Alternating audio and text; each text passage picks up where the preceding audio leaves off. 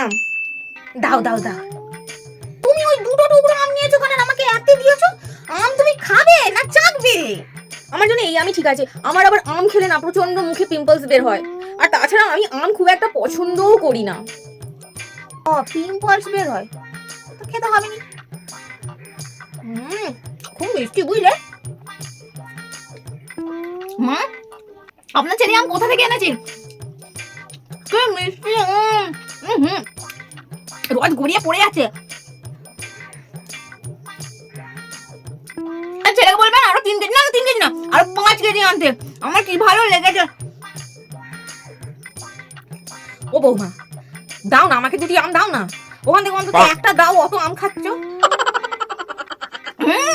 একদম না, এই বয়সে আপনি এই আম খেয়ে হজম করতে পারবেন না।